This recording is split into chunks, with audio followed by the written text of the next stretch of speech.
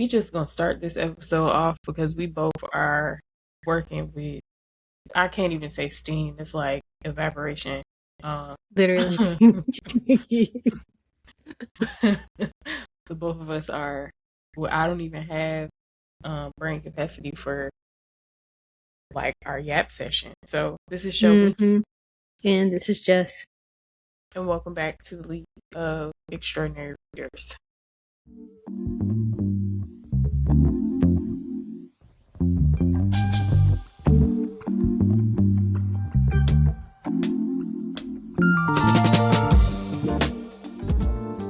How was your week, friend? It's been chill. I like that.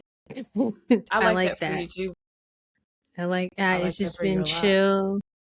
I ain't no stress. I was able to go to the coffee shop, work how I like to work sometimes. I haven't been able to do that. I will say my week, technically the last time we talked, I did a gig for Complex and Adidas. And I want you to know there is definitely, I am an auntie. I don't know what I am, but I'm not with the kids. Because you didn't know who any of those babies were, did you? You didn't know not one one of them. person. They talking about. So I was doing community management. For the people that don't know what community management is, the people that respond to you when you reach out to them on the threads on Instagram, they talking to you. That's usually someone like me, just hired to just say, yeah, we'll answer your question or whatever. I had to moderate a YouTube streamathon for 24 hours for Complex and Adidas last Friday, and it was supposed to be 3 to 10. And if anybody knows me, I'd be sleepy by 9. Right. So by 10, lights need to be off, but I didn't get off till about 12. Okay. Not PST. They was going till like, I think they slept around 3 a.m. after Joey Badass left. Okay. Which I was think also, I know who that is. I feel he yeah, that you one. heard. He looked like he's attractive, but he looks like he beat bitches up. He does, but he does not. Right. But like from allegedly. Yeah, no, I get what you mean. Yeah, but he looked like allegedly. because I remember there was a clip of him and the young lady that he may be currently with or was with. Yeah, I forgot her Where name. he was Hold like, I think from the outside looking in, it looked more intense than what it actually was. Soraya singer. Do you know who that is? Little fair skin baby, ain't it? Ain't she like she little light skinned? Ain't okay, so it might be the same person. He was giving her a stern talking to, and as somebody that also has been gotten together by the man that I was with at the time, I understand, especially because isn't Joey Badass from New York? Yes. Yeah, that's why they had him in. Yeah, so yeah. It probably looked a lot more aggressive than what it actually was, because adding that East Coast flair, specifically the New York flair to it, it gives a little extra raw to it. But he definitely does give the era of like he might be bitches up, and Yeah. No, he came. It was just he came at like 1 a.m. East Coast time. Okay. And so for you, that was they what, 9 o'clock? 10. 10? Okay. And he was supposed to come. We were supposed to be off by then, but the stream kept going down. It kept crashing. So we were troubleshooting and all things. But nonetheless, there was some streamer called Rod. I've never heard of him. There are some other people on that thing I've never heard. There's a baby Chief Keith that writes raps with Chat GPT. And I had to remember that, okay, I had to put on my brain, like, what do the kids now say nowadays? So I was like, Ayo Chat, lock in.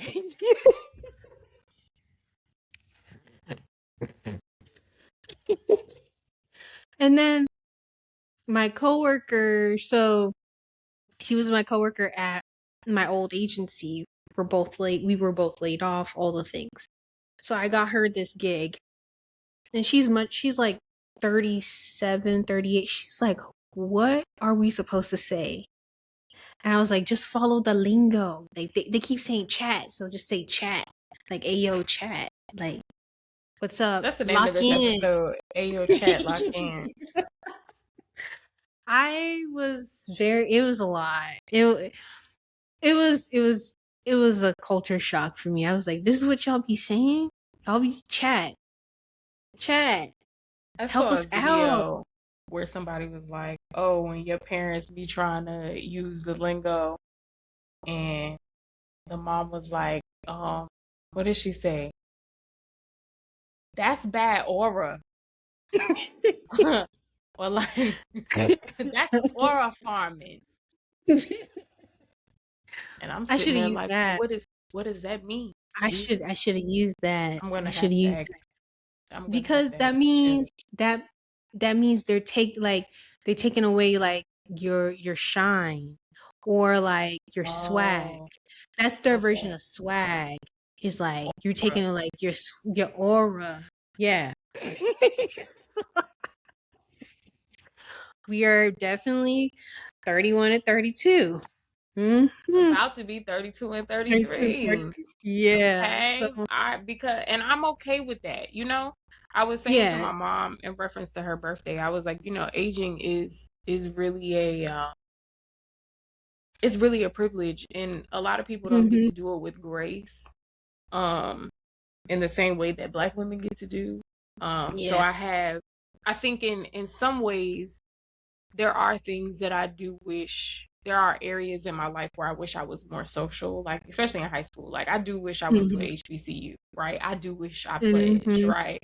Like there are things like that that I think about, that if I were to have children, not that I would force them in those directions, but I would try to have conversations with them to help them understand The importance of those cultural yes, of differences those and stuff. cultural things, of what it might feel Mm-hmm. like later on in life to be left out, or to try to want to do those things later on in life and maybe not get the same effect or whatever. But also Mm-hmm. understanding that nothing that is meant for you is going to miss you, all in the same breath.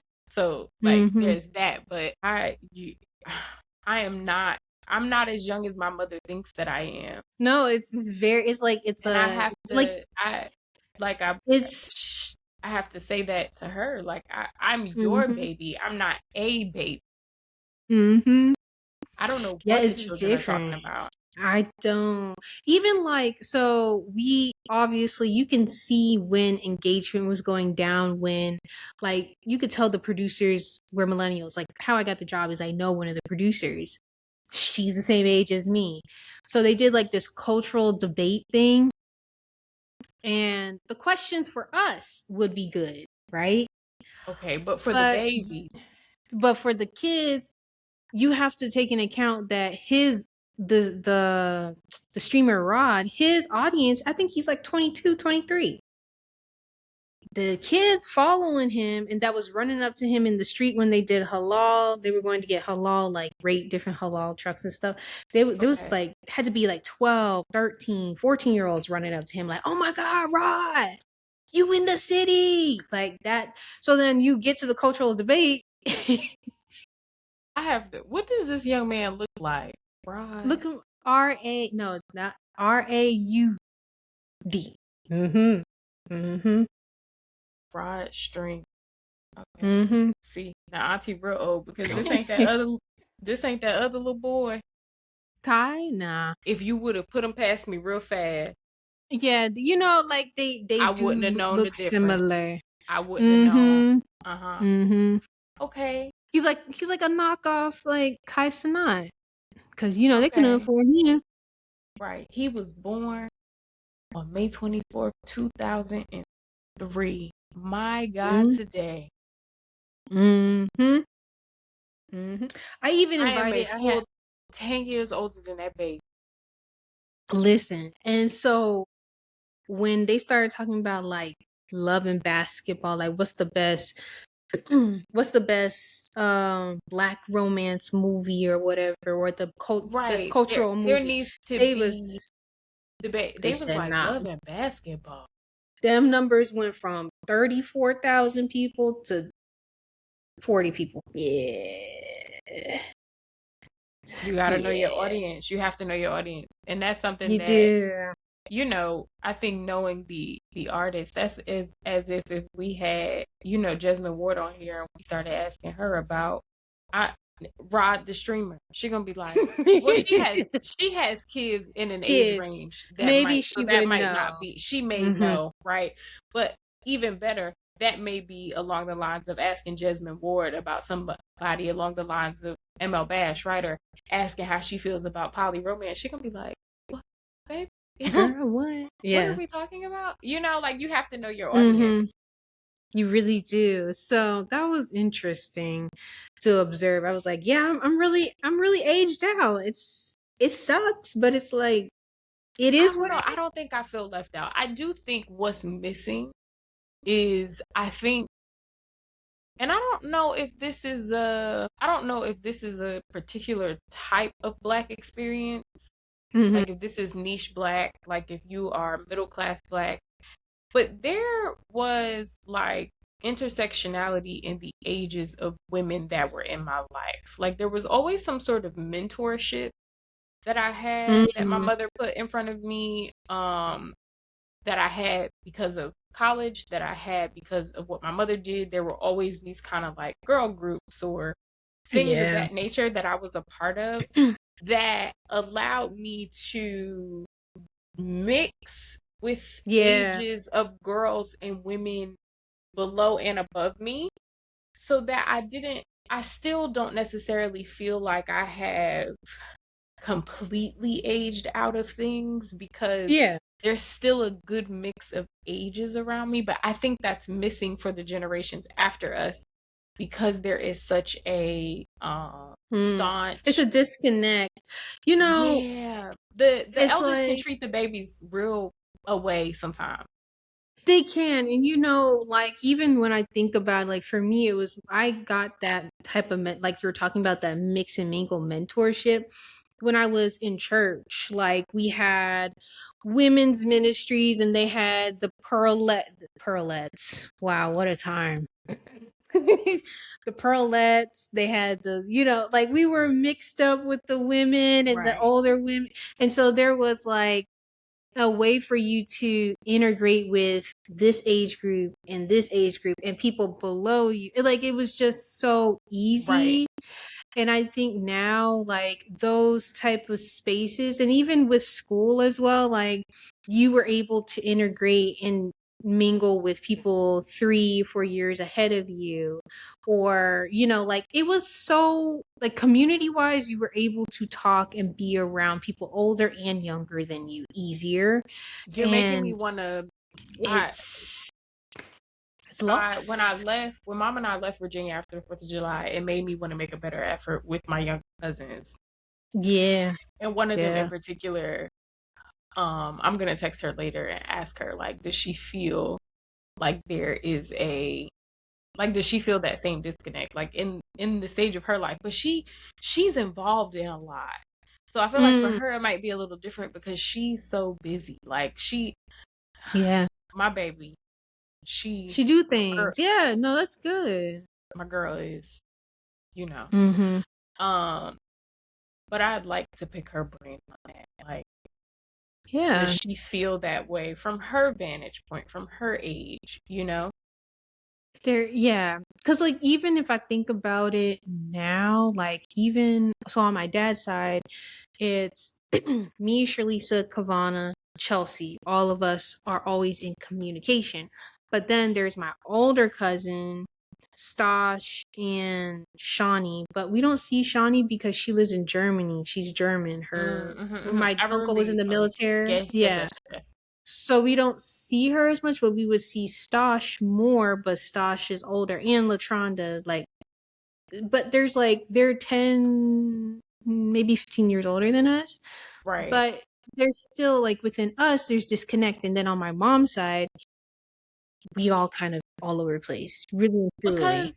when I Yeah. think of, so like, I'm trying to think. It's me and Jay are the same age. Jay Mm-hmm. is like a year older than me. His brother, Callie, is 10 years older than, 6 years older, 7 years older than me, 6 years older than Jay.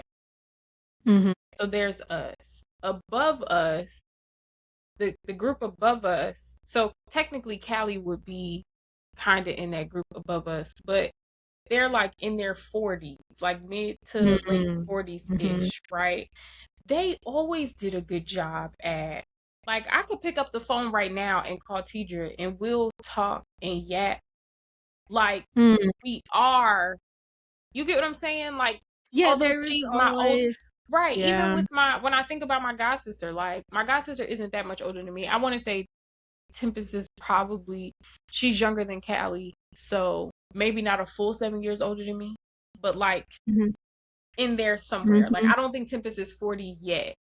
So like still close in my age, right? But still older than me. But there still was this, like she was living her life while I was still a little, but there still was always, like, they Connect. still can, if you sat my older cousins down, they could all say to you, Shelby likes this, Shelby does this, Shelby used to, Shelby blah blah blah, right? And I could do the same thing Mm-hmm. back. Like there is community there, even amongst the diversity of our ages.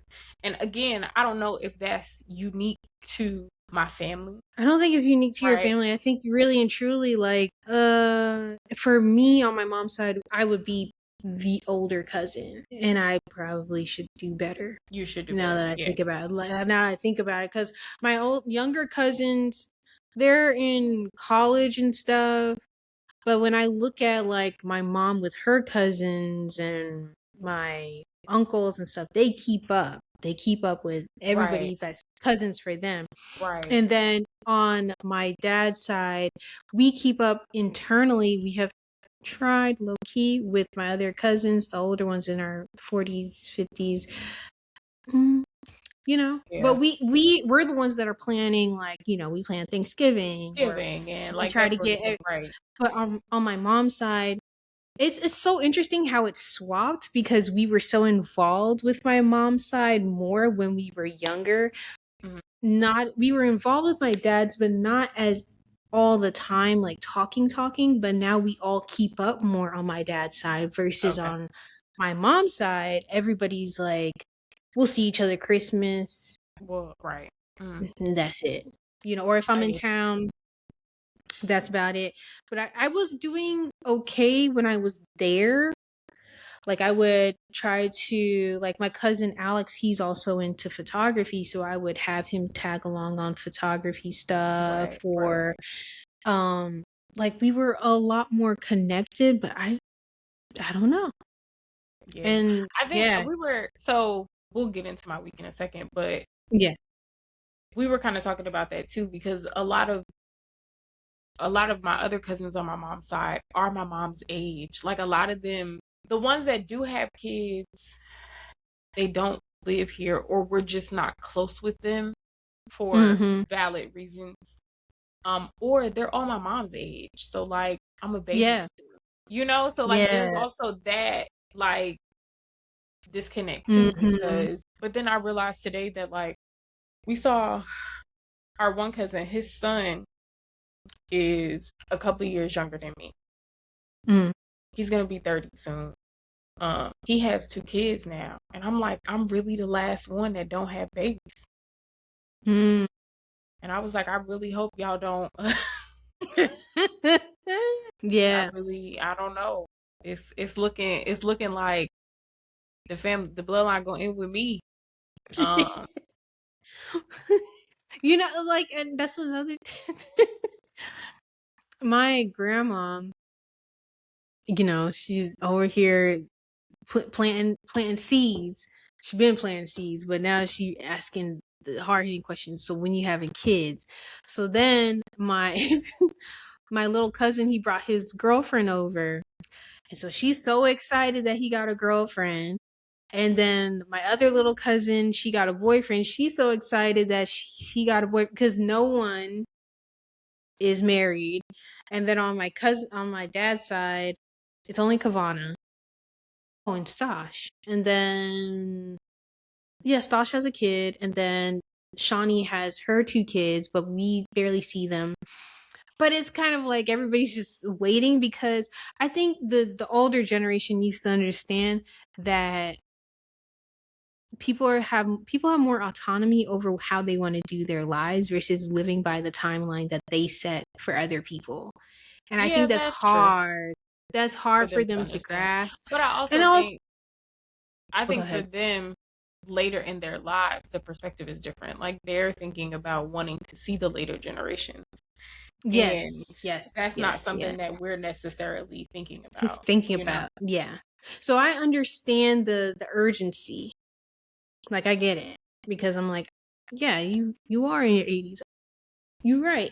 I should pop one out. But again, there's Jessica, you might be the hope for my mama, your granny. everybody. You might be the one, sister. That's about it. Because Because even Chelsea's like, yeah, yeah, it's gonna be a real miracles can happen. I tell you quite. that. Miracles No, can for happen. yeah. But Listen, as the children say, it's real quiet on the creek for that because I quiet on the creek. Yeah. Okay, I'll get into books. I read On Earth We're Briefly Beautiful by Ocean Vuong. That is a phenomenal book. Well written. You could tell when somebody's a poet. The book is semi-autobiographical. Um, he talks about pretty much it's a letter to his mother, post them moving from Vietnam. And he's just basically saying things he's always wanted to say. A lot of hard truths, a lot of this like surrounding his sexuality. It can be very graphic in nature for folks that if you were to read it, just ahead forewarning, there is a lot of like grape scenes. I sound like I'm on TikTok, but you know what I mean? Like stuff like that. you can say sexual assault, friend. Sexual assault, Thank you. stuff like that. Um, what else? Yeah, just a lot of conversations Was that a book surrounding. club pick? Mhm. Yeah, How did they like it? yeah. Everybody really enjoyed it. Everybody really enjoyed it. It got into a conversation. So there's a part in there about Tiger Woods. And we were trying to figure out why Tiger Woods. But the cool thing about book clubs that I love, or just having community conversations, is like perspectives really do help. Because yes, I know Tiger Woods is Asian, but I I know he denies his black side. And I was trying to figure out the comparison that he was going with when it comes to race, when it comes to him identifying and all the Right. things, blase, blase. And so we were all like, Tiger Woods, so there's probably like a little better example. But I guess, and then when he wrote the book, I think the book came out in 2019. So say he wrote this book probably 2017, 2018, 2017, 2016. And a girl, she's Chinese, she said, in China and all of Asia, people love them some Tiger Woods. They revere Tiger Woods like Oh, this giant, okay. like when coming up in school, people revere like Martin Luther King, that type of thing. Like they love them some Child. Tiger Woods. Tiger Ugh. Woods of all people. That's interesting.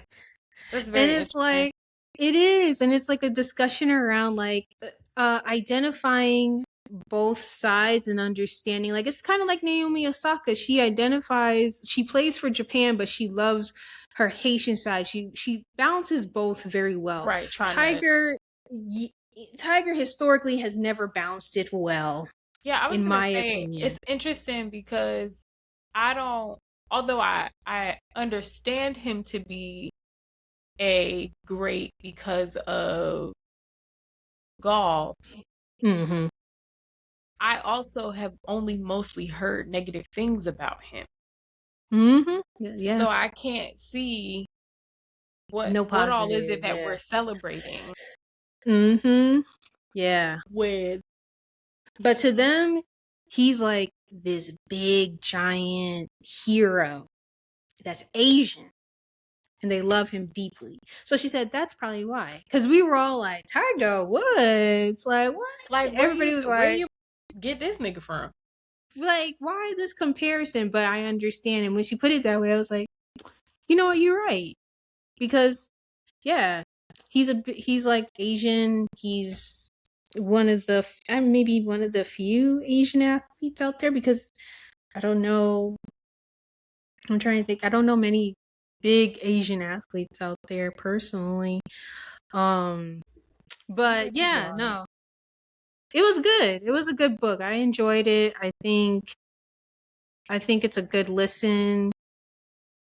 He talks his a lot of his discussions, or some of the speeches, or stuff, that conversations I've seen him, his voice is so it's so gentle. I don't know how to explain. It's very, very soft spoken, and he talks in this cadence that's very interesting, very scholarly, but it's like he'll slip up and say something that's like, okay, you're not throwing the big words around, like it's very interesting to listen to him talk. It's very, yeah, and like very slow paced, that type of thing. Very interesting. But then I started Breath, Eyes, Memory by Edwidge Danticat. That is good so far. That's one of her novels. Breath, Eyes, Memory. Mm-hmm. Yeah. You're reading It's that so with far. whatchamacallit, right? What's her name? Yeah, Kara. I Thank you. almost blinked. Yeah. That is really good so far, and I'm enjoying the discussion around. So it starts with this young girl, Sophie, who lives in Haiti with her aunt. All she knows is her aunt is her mother, in a sense, to her, in her eyes. She knows she has a mother, but she doesn't know what her mother looks like. She never met her, blase blase. Her mom lives in America. Her mom sends for her, and as she's once it's on Mother's Day, I think, when it happens, she's trying to give her aunt this like card and everything, like Happy Mother's Day, I love you type of thing. And her aunt is like, well, I'm sending you to America to live with your mom, your actual mom, so give that to her. And so it goes through this journey of her leaving Haiti, landing in America, meeting her mom, and trying to um resonate and understand who this woman is that she's never met before, when her real mom in her head is her aunt in Haiti. And it's an assimilation to American life. It's assimilation to understanding who her mother is. And so far, where I'm in the book, I think when she lands there, she had to be like 15, 16. And then fast forward, she's like 18 now. So her mom has all these like, obviously her mom has night terrors because she was sexually assaulted while she was in Haiti, and that's how she had her daughter. She doesn't know her father. She knows she was, but in the sugarcane fields, she also has these night terrors. We don't know what they're coming from, but there's obviously triggers and whatnot. So when she first got there, she started hearing her mom screaming in the middle of the night, like, what is happening? She was like, it's okay, I'm just having a lot of nightmares. They usually calm down, blase, blase. So she's obviously has a lot of trauma.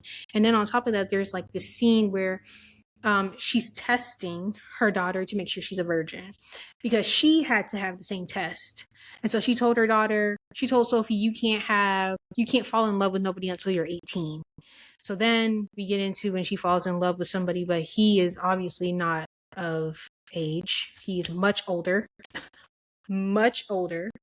And so we're spiraling from there. So it's a journey. It's a journey. But she's tackling a lot, and I'm enjoying I like how she tackles so many different experiences, from assimilating in Haiti, not assimilating in Haiti, but like living in Haiti and then assimilating to American culture. There's like, she does a very good job of like showing that distinct change for immigrants when they're coming over here. Like, she does an amazing job at that through her short stories and through her obvious novels and whatnot. So I'm enjoying that. I'm finishing Song of Solomon today. I got 2 hours left. I need to just get it over with and get it done with. And then what's next? Kin, for sure. I'm gonna read that next. And then probably just throw in some other like novellas. I'm gonna read that one that she told me about, The West of Damnation. Did you start that one yet? No, I never got Okay. to it. I'm Yeah. reading a little bit of everything, a little bit of nothing. I haven't been feeling well, so Yeah, I feel that. nothing is sticking Yeah. for real. And then reading when I'm traveling doesn't always go Doesn't as work out. I just like if it's a long flight, I can read on the plane. But the trip to Ohio, the flight was like an hour and 38 minutes. So it's like I slept. It's nothing. Yeah, you just Yeah, sleep. it's Yeah. not. It No. wasn't worth trying or whatever. So I haven't started it, but I did download it. I downloaded a bunch of stuff. I did buy some books. Yeah, and then lastly, we'll talk about Idaho Murders, but yeah, I watched that. She not she. They're saying that the guy that they convicted wants to rescind his He sure does.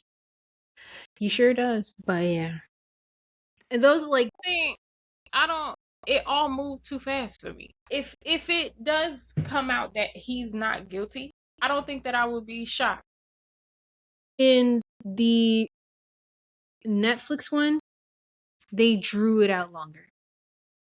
Their POV is more the investigation versus the Prime one. I can see how it moved fast because sometimes it felt like it was like 2 months later they caught him or something like that.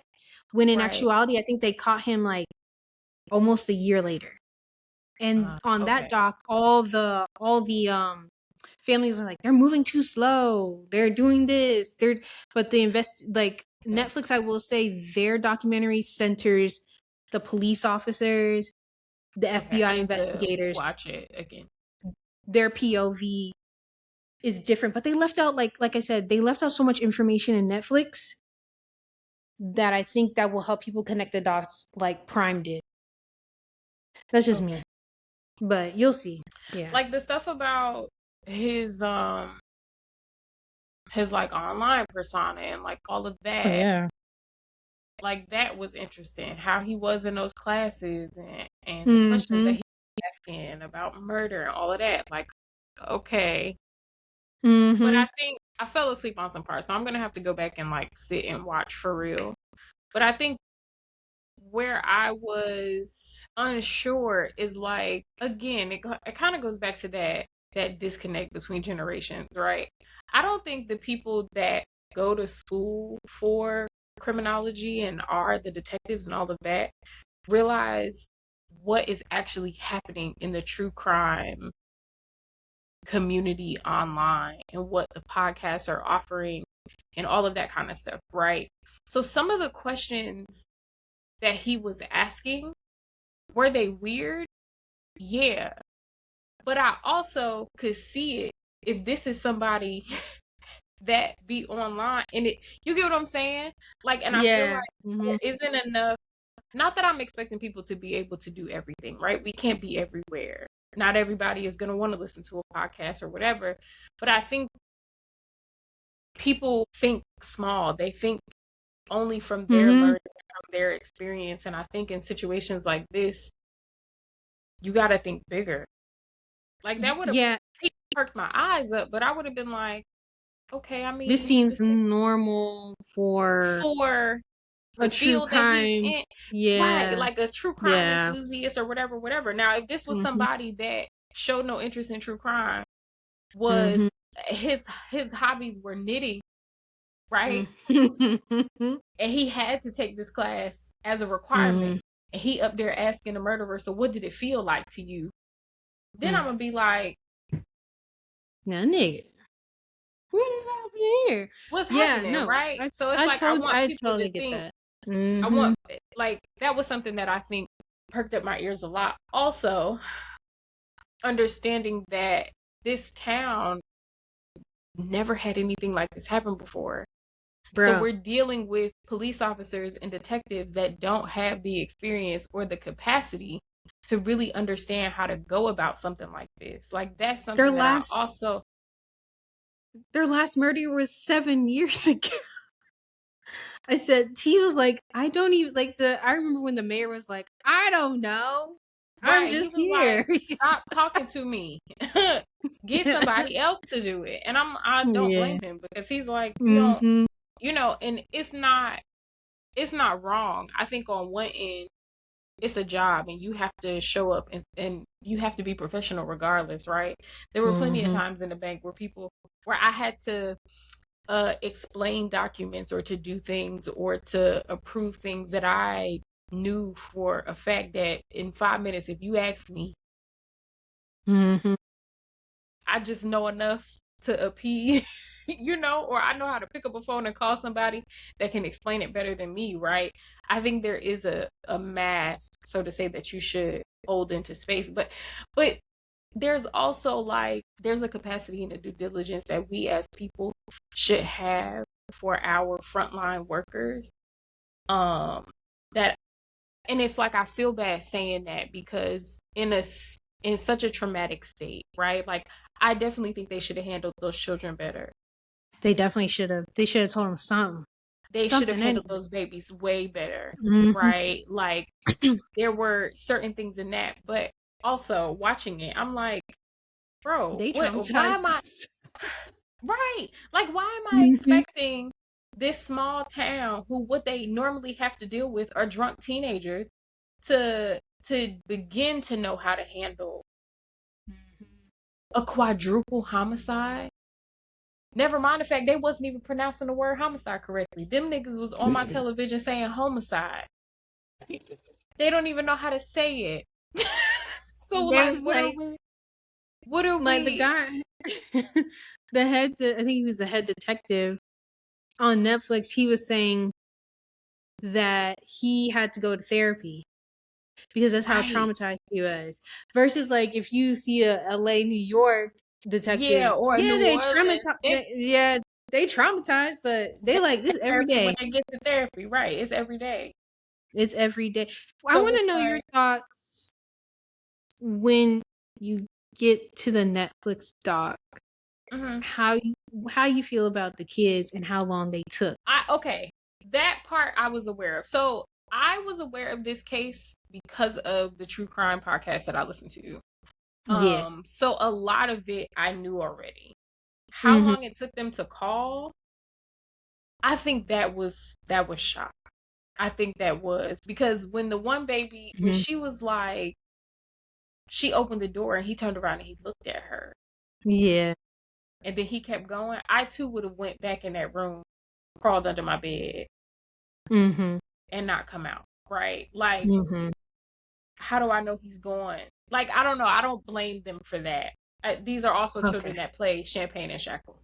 I don't like. Again, it goes back to that being able to extend grace, right? Like when I think about, although these are white children, when I think about who I was at their age on a college campus, right? Mm-hmm.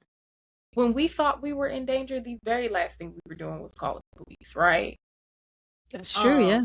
so I that didn't necessarily I could see how to someone that maybe has never lived on campus, that is far removed from campus, that wasn't a part of sorority and fraternity life on campus, right? Like I wasn't a part of that life, but I had friends that were. So I was Mm-hmm. adjacent to Mm-hmm. certain things.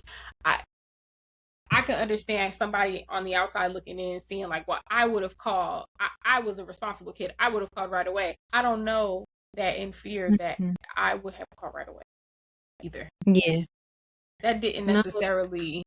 it was a toss up for me because I said I know for me, I probably would have been stunned, but I know how suspicious it might look to people. Can I? So I'm like, And I I think can that's us. Being, understand. I think that's us being black. I think that's what Yeah. that is. I think that's us Mm-hmm. being black and understanding that we need to call somebody as soon as possible because if we don't, then we'll be the ones that Mm-hmm. end up in jail. I understand that they don't have to think about things like that. They don't have to think about things from that Yeah. perspective. They don't have to do that. And They don't.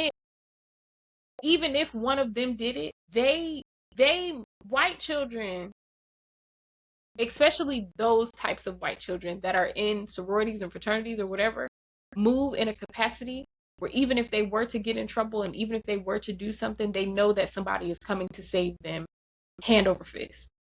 Mm-hmm.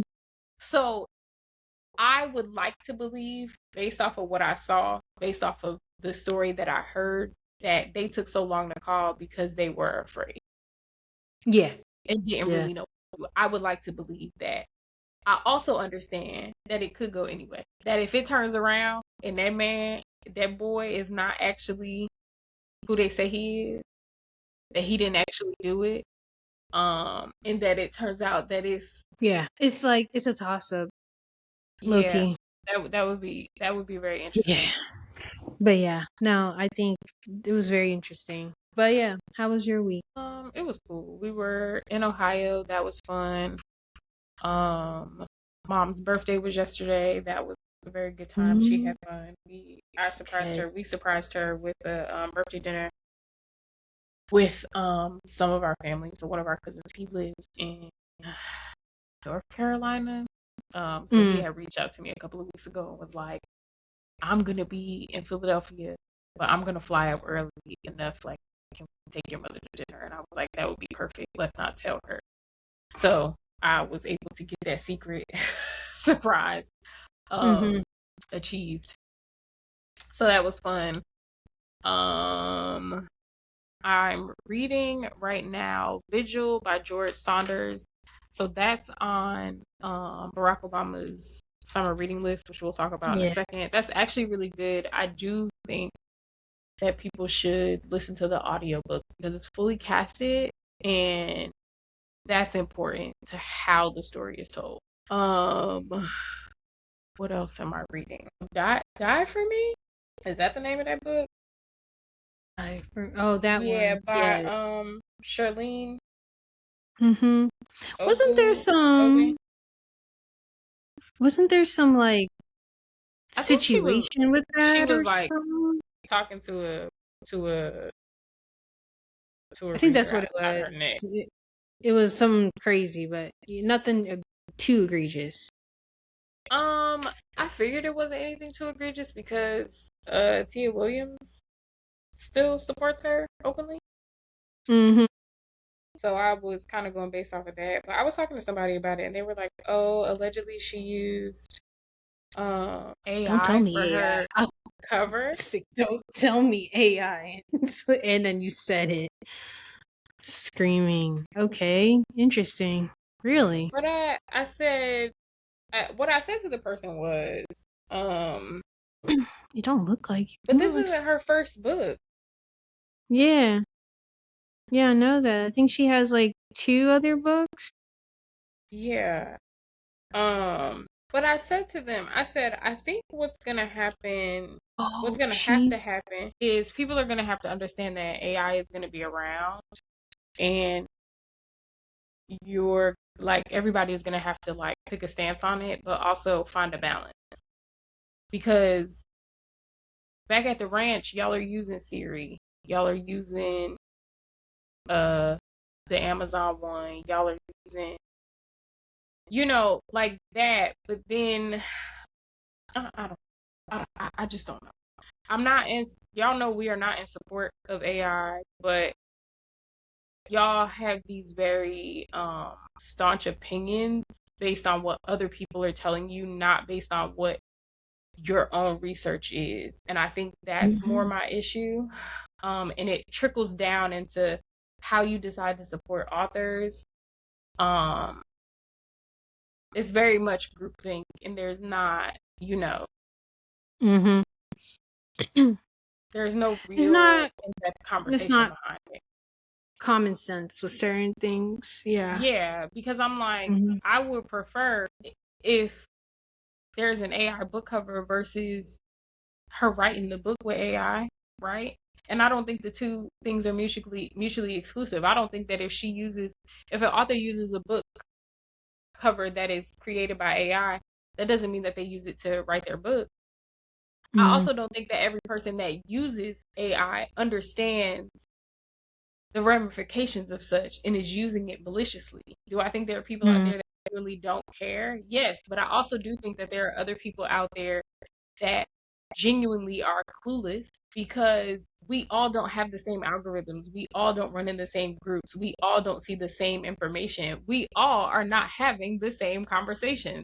So just because anti-AI things are everywhere you are, that isn't the same for somebody else, right? You know, It's like very true. if I was to pick up my mother's phone right now, it would be a ton of yarn stuff on her phone that if you ask me, I would say I never see yarn content, right? So let me tell it, yarn content doesn't exist because the only yarn content that I really see is the content that my mother creates. So it's like, that's not a fair assessment. That has to apply to everything. You know, but people aren't thinking, I think that's the issue. And from what I remember, she was talking to somebody crazy online. I don't remember about what. Yeah. I don't remember either, but I realized she wrote Between Friends and Lovers. I have that book actually. I think I have the audiobook. I don't And know. On Resolution. Yeah. Die for me is not like holding my attention. I'm reading it with my. It's not holding my attention. Let me say that. I'm reading it with my eyes. I did download the audiobook, so I'm going to turn the audiobook on and see if that's. I'm curious because I like vampires, and I know he's a vampire, so I want to see where that goes. That's all I can really think of right now. That's all I really got going for reading. You said that you got the Waterbearers. Yes, I got it on Libby to listen, but I have the physical. Yeah. I think after you read it, it might change your perspective of what was that? Something fire, baby. What was that? Bloodfire, baby. Yeah, I think it's gonna change your perspective on that book because I think the Waterbearers gives a different perspective of motherhood. That isn't talked about in this particular way. And talks about, I think, the importance of, or at least highlights the importance of, one, understanding the women that you come from, right? Because I think whether we want to believe it or not, that dictates who we become as women. In a lot of ways. Similar to the conversation that the Seven Daughters of Dupree is having, right? That like all of these women, some way, somehow, pass down some sort of secret. Because of what their mothers did and how the things that their mother experienced in turn impacted how they were raised, right? So there's that. But also the like choice to be a different kind of mother. It's Sasha's. When you say change perspective, in what way? I think where you were just like, well, I can't, like, this is obviously for like mothers, and there are things about motherhood that I'm just not going to understand because I'm not a mother. I think the Waterbearers puts things in a perspective where you don't necessarily have to look at motherhood from just the standpoint of physically having a child, but from the standpoint of being a woman. Okay, follow. Yeah. And what that brings to it, right? Okay. So I think that'll make you it might connect pieces for you. A little from bit. What maybe the Bloodfire baby probably, like you said, will connect pieces that Bloodfire baby probably didn't. And it's like even the flashback points was interesting, like how we were talking about when you referenced the $7 of Dupree. It's similar type of analysis with the flashbacks within Bloodfire baby. Is like these are similar experiences within her lineage that are coming down to her and whatnot. Like you carry on from the mothers before you that come before you that come before you. Yeah. So yeah, no, I'm curious now to see the touch points. Yeah, it just might give you more information. I think sometimes it's not necessarily you need the experience, so to say. to understand certain things as much as you just need more information and told to you in different ways. Yeah, I feel that. And the Waterbearers will probably do that for you. So it's a really, really great book. I'd actually be curious if Sasha wants to write any fiction, because I feel like she would write phenomenal. She'd eat dinner. I think she would. But yeah, that's pretty much. Oh, Barack Obama's summer reading list. I actually think it's a pretty good list. I think when we talk about reading diversely, we get caught up on authors, and I think we get caught up on wanting to see more Black books on a list. I think what I would say is he does stick to the same kinds of Black authors, right? Yes. And like I would like to see him venture out, but at the same time, when I look at the things that his library is holding, he is aware of the other authors.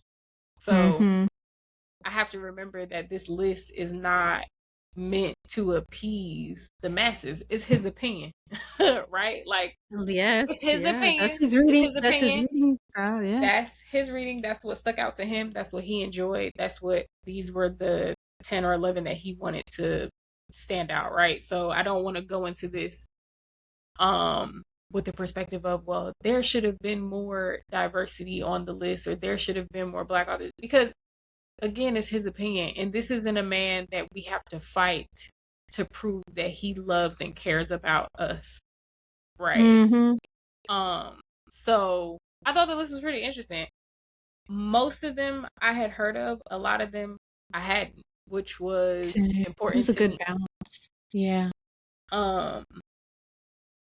I think there is a through line in all of these books from what I'm seeing.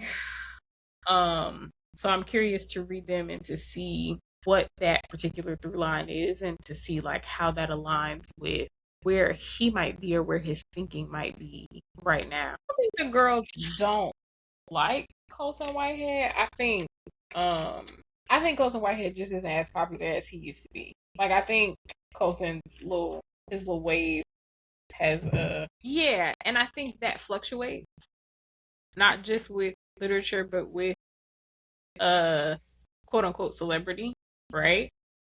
Like, I think that just ebbs and flows. Because what? He's had 2 adaptations. He's had 2 books that were adapted. How many awards, how many lists has he been on, right? Like, he had this really big run. So it's like, and then he has this Harlem trilogy is said to be adapted too. Like, I think Apple just bought it. So it's like, I think he's just in a different part of his career. And he's at a place where people don't know where to start with his work. And I think he's becoming one of those authors that people are saying that they enjoy his work because other people, they feel obligated.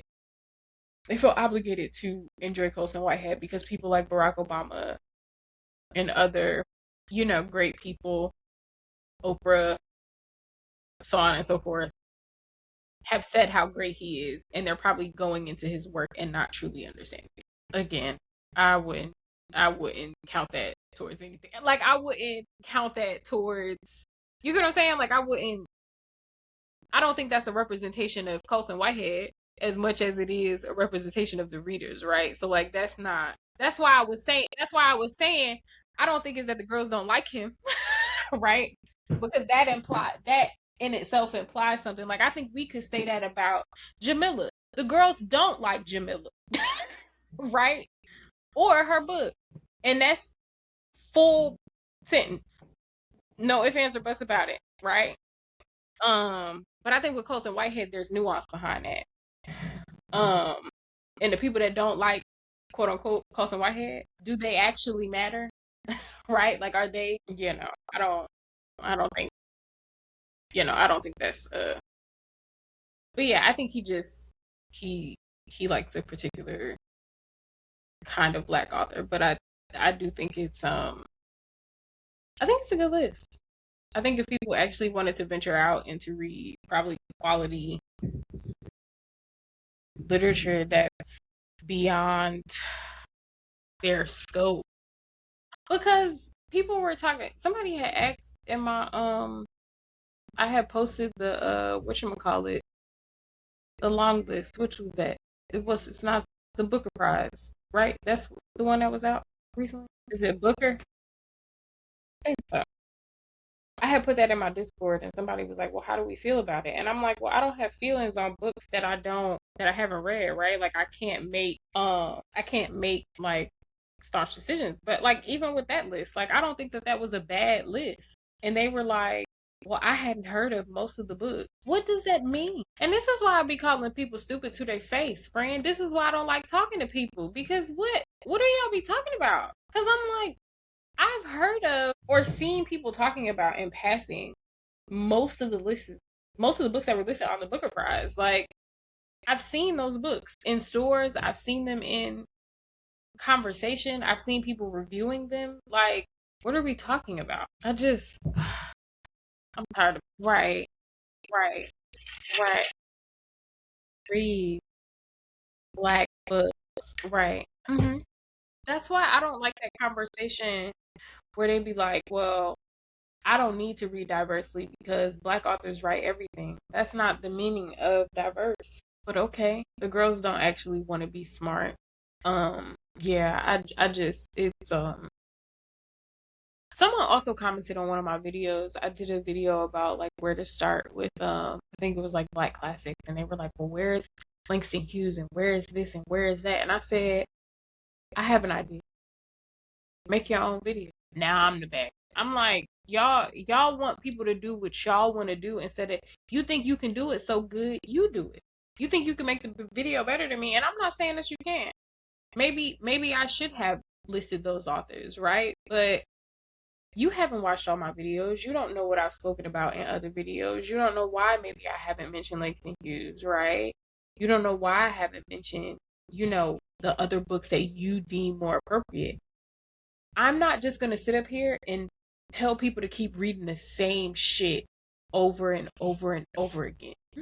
All y'all talk about is Langston Hughes and Toni Morrison and James Baldwin, right? So yeah, I'm gonna tell them to read the James Baldwin book that y'all never talk about, Another Country. Yeah, I'm gonna tell them the Alice Walker books that y'all never talk about. I'm gonna tell them those because y'all talk about everything else all the time. It's a simple search. If people search up, they're gonna find those other books. I don't want to talk about that. But since you got your little degree and you know everything, you do it. Just because you can't find them doesn't mean that they don't exist. One person told me they said that I should be collaborating with authors to make more free events. I said the free events that are happening all the time. I'm like, y'all talk so much about supporting y'all independent bookstores. Are y'all actually going in there and talking to the employees? Are y'all actually supporting the events that they're hosting? Are you actually signing up for authors' emailing list? Are y'all following them on social media? No, you're not. You're not. Just like y'all not actually reading them books because you don't read prologues, you don't read epilogues, you don't read introductions. Yeah. Make sure you like, comment, subscribe on the YouTube channel. Um, Follow us, subscribe wherever podcasts are listened to, wherever you like to listen to your podcast. And if you would like to talk to us, ask us any questions. Y'all don't ask us questions anymore. It's probably because you're not gonna like the answer, and I'm okay with that. But if you bowl, email us at theleagueofreaders@gmail.com, or hit us up on IG&Threads at the League of Readers, and we will see you next Tuesday. Bye.